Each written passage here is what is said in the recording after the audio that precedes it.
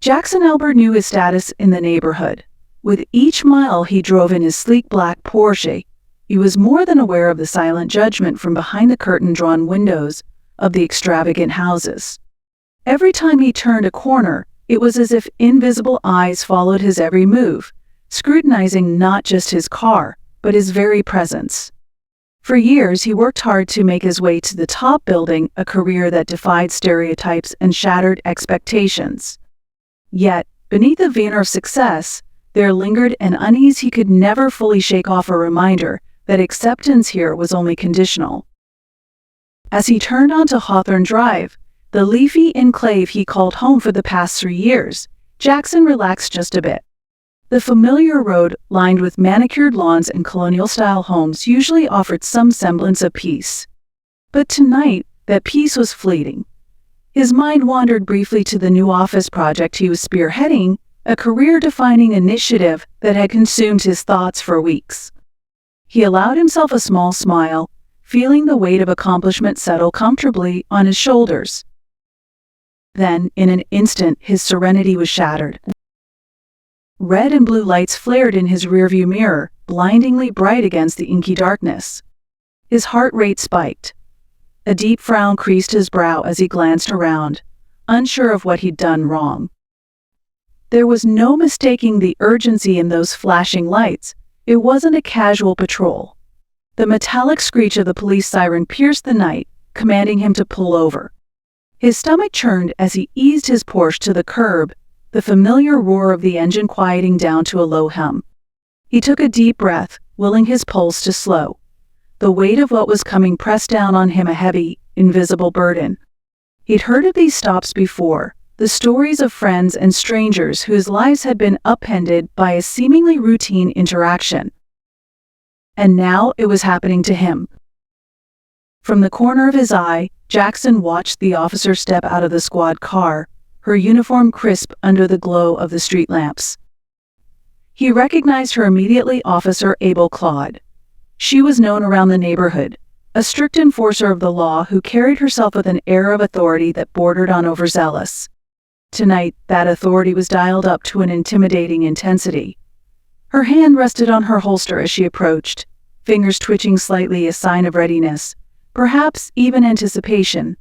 Jackson swallowed hard, his fingers tightening around the steering wheel, knuckles turning white. "License and registration," Claude barked, her voice sharp and unyielding. It was a command, not a request. Jackson nodded quickly, his movements deliberate. He reached for the glove compartment, careful to keep his actions slow and visible. One wrong move could change everything. As he handed over his documents, he noticed her eyes narrow, suspicion etched into every line of her face. He could almost feel her gaze pierce through him, as if dissecting not just his identity, but his very right to be behind the wheel of such an expensive car. "This is your car?" she asked, skepticism dripping from her tone. "Yes, ma'am. I bought it a few weeks ago," Jackson replied, keeping his voice even, his gaze steady. He willed himself to stay calm, to show nothing that could be misconstrued as defiance. But something shifted in Claude's posture, something dark and unsettling. Her hand tightened on her holster. "Step out of the vehicle," she ordered, voice low and threatening. Jackson's mind raced. "May I ask why, officer?" He ventured cautiously, the question laced with the respect drilled into him since childhood. "We've had reports of a stolen vehicle matching this description." Claude snapped back, her eyes flashing with a dangerous glint. The accusation hit him like a punch to the gut. Jackson fought to keep his expression neutral as anger and disbelief surged through him. But this was more than a misunderstanding, it was an assault on his dignity. He glanced around, noticing first time that a few porch lights had flickered on along the street. Silhouettes of neighbors emerged, watching with a mix of curiosity and wariness. He knew most of them by name, people he'd greeted with a smile and a wave each morning. Yet now, their expressions were hard, unreadable. Slowly, Jackson opened the car door and stepped out, the night air cool against his skin. He stood tall, squaring his shoulders as Claude moved in closer, her gaze never leaving his face. She began to pat him down roughly, her hands moving over him with a callous efficiency that made his skin crawl. "Pretty nice ride for someone like you," she muttered, voice low enough that only he could hear. "How'd you afford it?" The question stung, each word a barbed insinuation. "I work hard, officer," he replied evenly, though it took everything in him to keep his voice steady. "Yeah?" Claude's eyes flashed, disbelief evident. "Where do you work?" "Corporate law," Jackson answered, his patience fraying. He could feel the eyes of the neighborhood on him, their judgment palpable. Out of the corner of his eye, he saw Mrs. Johnson, the elderly woman who lived across the street, step onto her porch. She'd known him for years, watched him grow up from a distance.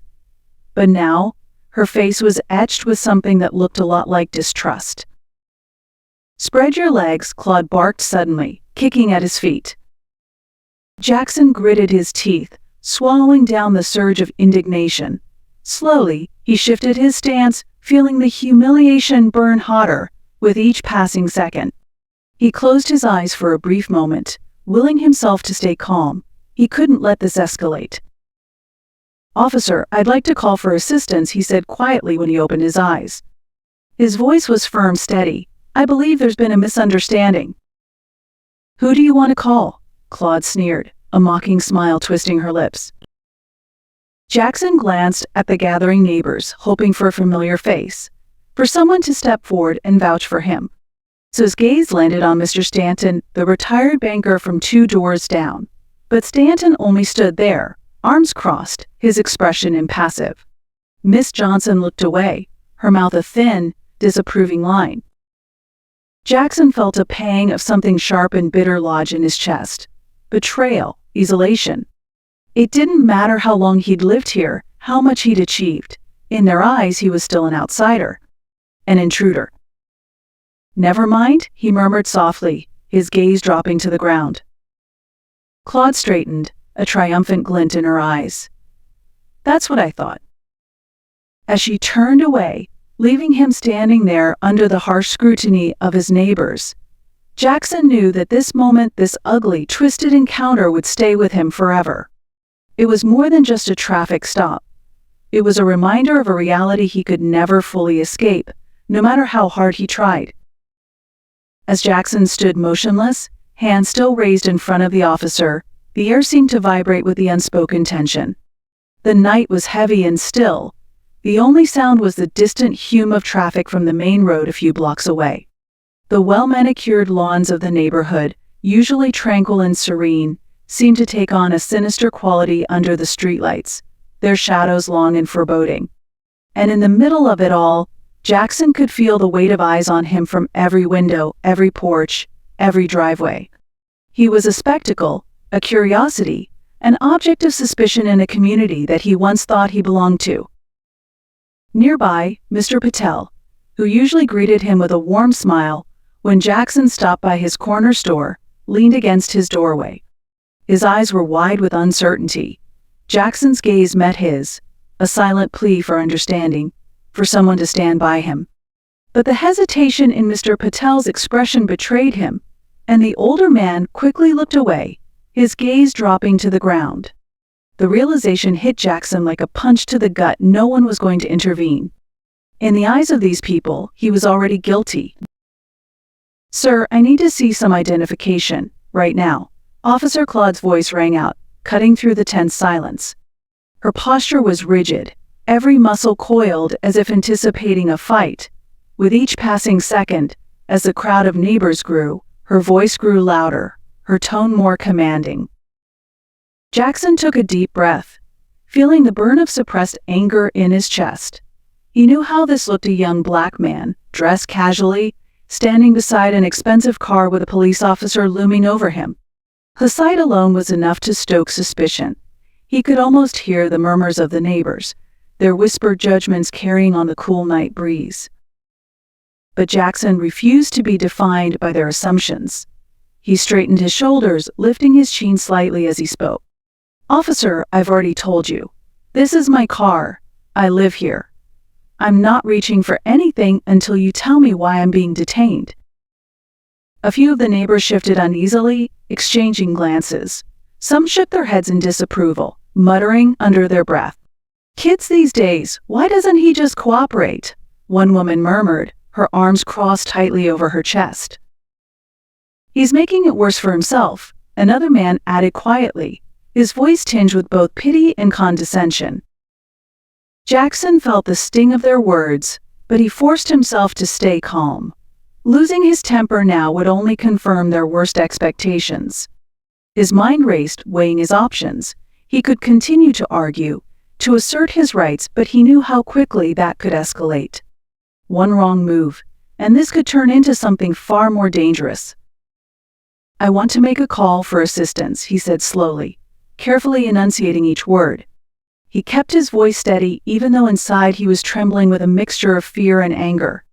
"I want to make sure my rights are protected." Officer Claude's eyes narrowed, her hand twitching closer to her holster. "Sir, put the phone down. I haven't given you permission to make any calls." Jackson hesitated, his fingers hovering over his phone. The air felt thick, as if the whole world was holding its breath. He glanced around at the neighbors again, hoping, praying that someone would step forward, that someone would see the injustice and speak out. But all he saw were closed expressions, cold eyes that watched with detached curiosity. Even Mrs. Johnson, who had once baked him cookies when he first moved in, stood at the edge of her porch, her face pale and tense. She looked away when his gaze met hers, as if ashamed. "Please, officer," Jackson said softly, his voice barely audible over the pounding of his heart. "I just want to call for help." "Put the phone down," Claude repeated, her voice like steel. The tension was unbearable, crackling in the air like static electricity. Jackson knew that one false move, one gesture that could be interpreted as a threat, would be all it took. He slowly lowered his hand, placing the phone back in his pocket. The decision felt like a defeat, a small concession to the mounting pressure. But he couldn't afford to take risks, not with so many eyes on him, not with Officer Claude's hand hovering so close to her weapon.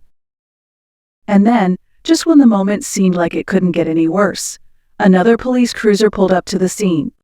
The crowd murmured softly as the car door opened, and a tall man stepped out, his uniform pristine and his expression stern. Jackson felt a brief flicker of hope. Maybe this officer would put an end to this madness. Maybe he would see that this was a gross overaction, that there was no reason for Jackson to be treated like a criminal. But as the superior officer strode toward them, his gaze sweeping over Jackson, that hope died a swift, brutal death. There was something in the man's eyes, something cold and calculating, something that sent a shiver down Jackson's spine. He exchanged a brief look with Officer Claude, and in that moment, Jackson knew. This wasn't a rescue. "What's going on here?" the man asked quietly, his voice low and calm. But there was an edge to it, a sharpness that made Jackson's skin prickle. Claude straightened, her posture snapping to attention. "Suspect was being uncooperative, sir," she reported, her tone clipped and professional. "Claims this is his vehicle, but refuses to provide proper identification." The superior officer nodded slowly, his eyes never leaving Jackson's face. For a moment, there was silence, heavy, suffocating silence. Then, in a voice barely above a whisper, he murmured, "Another one trying to push his luck, huh?" The words hit Jackson like a slap. He stared at the man, his heart sinking. He had hoped foolishly, desperately, that this man would bring some semblance of reason to the situation. But now, staring into the officer's cold eyes, he realized the truth. This man wasn't here to help. He was here to cement the nightmare that was unfolding. The neighbors shifted again, murmuring softly amongst themselves. Jackson could see their expressions changing, hardening. Where there had been doubt and confusion, now there was something else, something uglier. The arrival of another officer had confirmed their worst suspicions. In their eyes, Jackson wasn't a neighbor, a successful young man who had earned his place here. He was a threat, a criminal. "Put your hands behind your back," the superior officer ordered softly, his voice deceptively gentle. Jackson's breath caught. He glanced around one last time, searching for a friendly face, for someone, anyone who would speak up. But all he saw were closed doors, turned backs, and cold, judging eyes. As the handcuffs clicked shut around his wrist, Jackson knew he was truly alone. The superior officer leaned closer to Claude, his voice low but tense, just enough for Jackson to hear. He's stalling. Radio in for backup. This could escalate quickly. Jackson felt a chill run down his spine. What did they mean? He wasn't resisting. He hadn't done anything wrong, yet here they were, preparing for something far worse. It wasn't just about his car anymore, this was something much darker. He realized with a sinking feeling that they weren't treating him like a suspect. They were treating him like a danger, something that needed to be neutralized. Officer Claude's lips curled into a smile as she brought the radio to her mouth. "Requesting additional units to my location," she said, her voice almost excited. "We have a potentially dangerous suspect." Jackson's breath caught in his throat. Dangerous? He hadn't even raised his voice, and now they were gearing up for a show of force. Taking a small step backward, he looked around at the gathering crowd of neighbors, their faces blurring together. Some had their phones out, recording the scene. Others whispered to each other, eyes flicking between him and the officers. But no one moved to intervene. No one seemed to care. The truth hit him hard. He was utterly alone. The silence of the street was suffocating, broken only by the static crackle of Claude's radio. Then, the piercing wail of sirens sliced through the air, growing louder with each second. His heart hammered in his chest as a second police cruiser roared onto the street, its flashing lights casting eerie shadows on the houses around him. Two more officers stepped out, their hands instinctively resting on their holsters as they walked toward him. Jackson watched, his stomach churning. He hoped, desperately, that these new arrivals might bring some measure of sanity to the scene. But their hard stares dashed any such hope. They weren't here to de-escalate. They were here to reinforce. The superior officer gave them a curt nod, signaling them to fan out around Jackson. Now 4 officers surrounded him, each standing at a different point, forming a circle that felt more like a trap tightening around him than a protective barrier. Jackson's pulse raced. Everything around him seemed to slow down. So to see every detail, the glint of the officers' badges in the streetlight, the way their muscles tensed under their uniforms, the cold glint of the handcuffs hanging from their belts. It all added to the overwhelming sense that something terrible was about to happen. As one of the new officers surveyed the scene, his gaze landed on Jackson's phone, still clutched tightly in his hand. His expression shifted immediately, eyes narrowing with suspicion. "Put the phone down," he ordered, his voice cutting through the tense silence. "You don't have permission to record."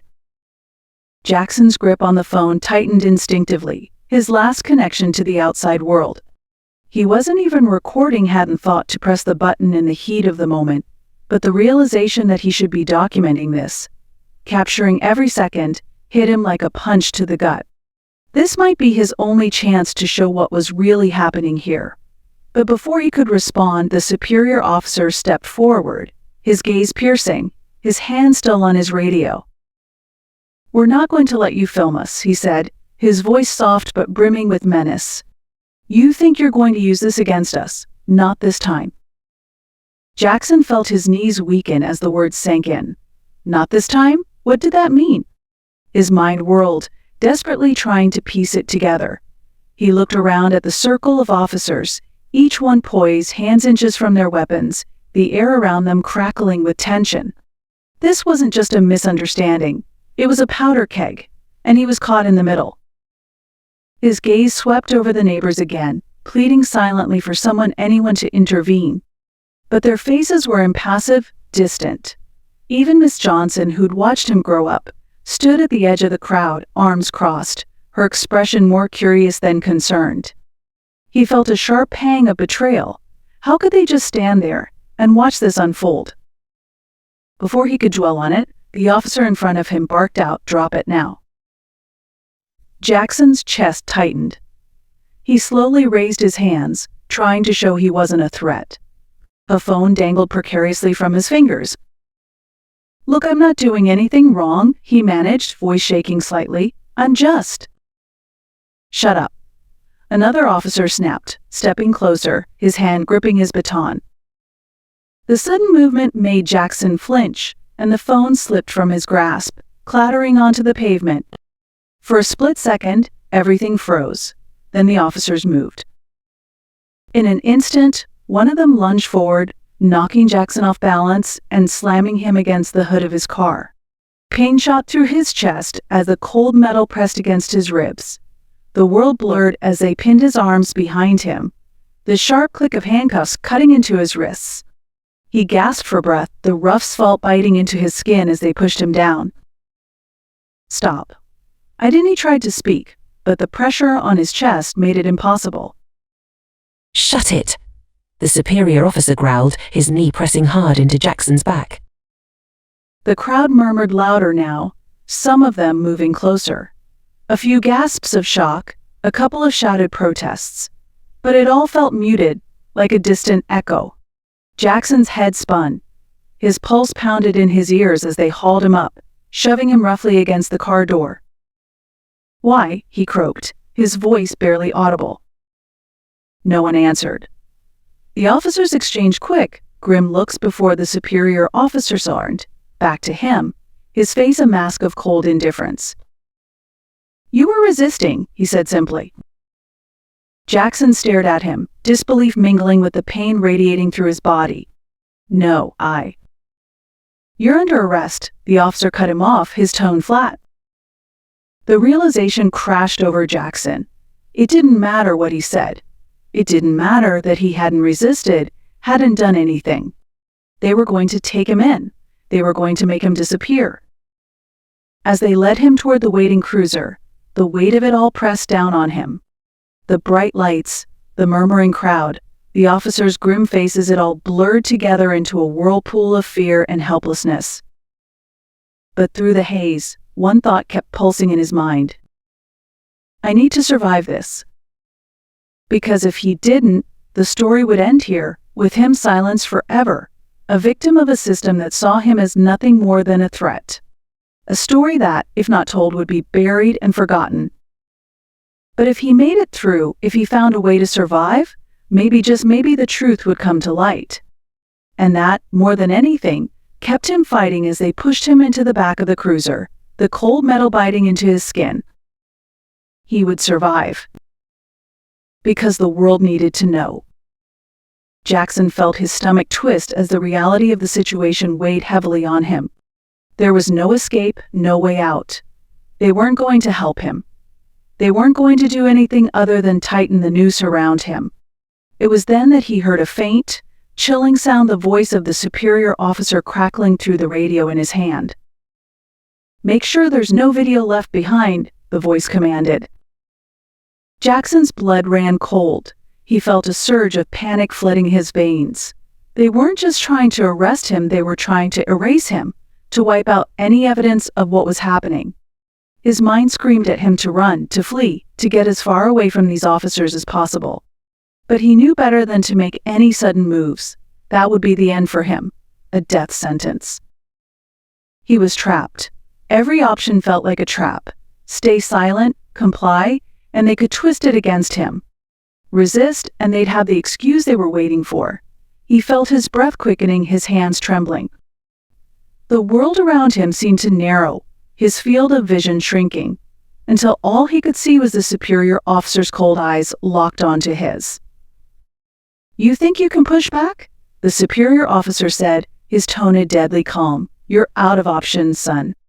You can either comply, or we'll make this a lot harder for you." Jackson swallowed hard, his throat tight. He stared at the officer, feeling the weight of the moment press down on him like a hammer. Every instinct in his body screamed at him to fight, to resist. But he knew the terrifying truth: he was alone. The tension around them was suffocating. The neighborhood, once a place of safety and familiarity, now felt like a cage closing in around him. The neighbors who had gathered watched with wide eyes, murmuring among themselves, but none of them moved to intervene. It was as if he had become invisible, just another black man, caught up in a scene that was all too familiar. Then, something shifted. The superior officer's gaze lingered on him a second longer, his brow furrowing as if trying to place him. For a fleeting moment, it seemed like the man was reconsidering, perhaps even doubting the situation. But just as quickly, his expression hardened again. But then, one of the newer officers, Cole Davis, who had arrived in the second cruiser, stepped forward, his face creased with uncertainty. He looked deeply at Jackson, eyes scanning his features as if piecing together a puzzle. "Wait a second," Davis murmured. He glanced at the others, then back to Jackson, taking a step closer. "I've seen you before, haven't I?" Jackson's pulse quickened. This was his chance. He swallowed the fear that threatened to choke him and forced himself to speak, keeping his voice steady, controlled. "I'm not a criminal. I'm a college student. I go to law school, actually. I live in this neighborhood. You've got the wrong guy." Davis hesitated, something in Jackson's tone making him pause. "College student," he repeated, a flicker of confusion in his eyes. The superior officer's gaze darkened, but he didn't stop Davis. Officer Claude, however, stiffened, her hand twitching toward her holster as she spat out, "Don't buy into his excuses. We've been after someone who matches his description, a black guy, mid-20s, driving a high-end car, hacking into our system, and exposing officer data." Jackson blinked, disbelief mingling with the cold dread in his stomach. Hacking? They thought he was some kind of cyber criminal? He almost laughed at the absurdity of it. He knew nothing about hacking. All he wanted was to get through law school, to become a judge like his father. But Claude's eyes bore into him, filled with something deeper than suspicion, hatred.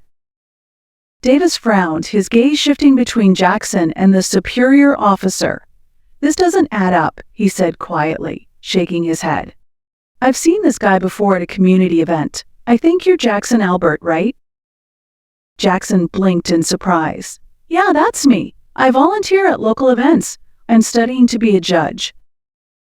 Davis nodded slowly, the pieces falling into place. "Yeah, that's where I remember you from. My little brother's school had a career day last month.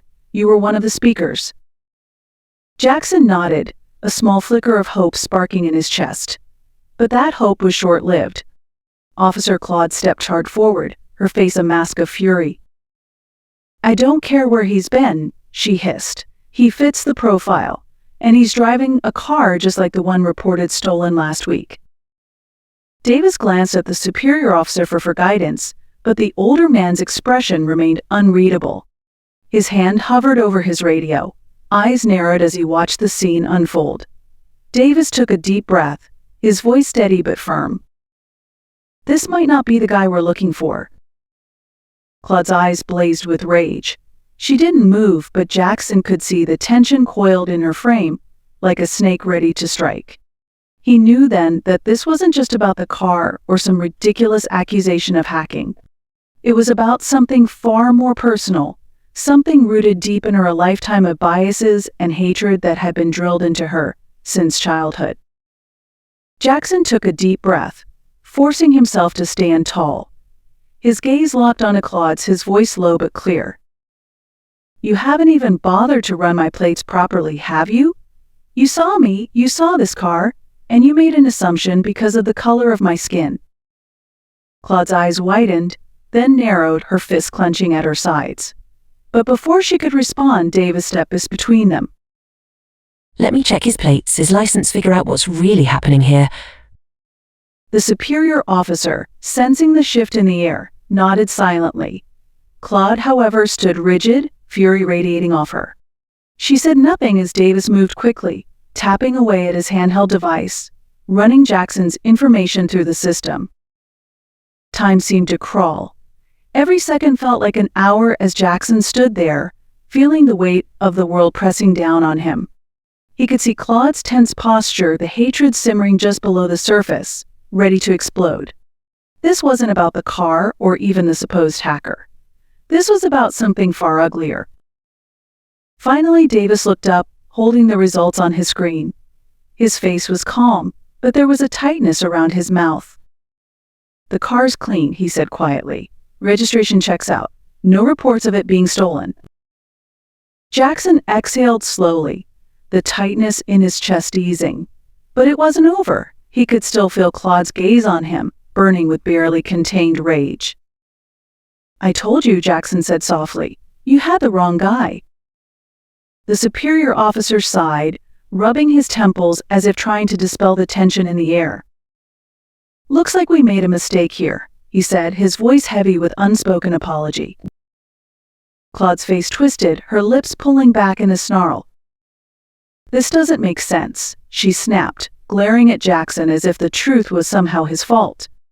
"He fits the profile. He must be hiding something." But Davis shook his head, his voice firm and unyielding. "Let it go, Claude. We were wrong. This isn't our guy." The silence that followed was thick, the weight of the moment pressing down on everyone. Finally, the superior officer spoke, his voice low but commanding. "Claude, that's enough." For a moment it seemed like she might not listen. But then, slowly she stepped back, her hand dropping from her holster. The hatred in her eyes, however, remained. The superior officer turned to Jackson, his voice softer now. "You're free to go, sir."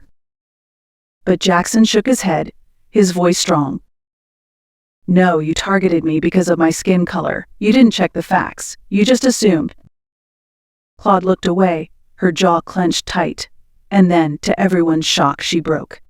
Tears welled up in her eyes, her shoulders shaking as she whispered, "I was just doing my job." Jackson's gaze didn't waver. "No, you weren't. You were being racist. And now, you'll have to live with the consequences."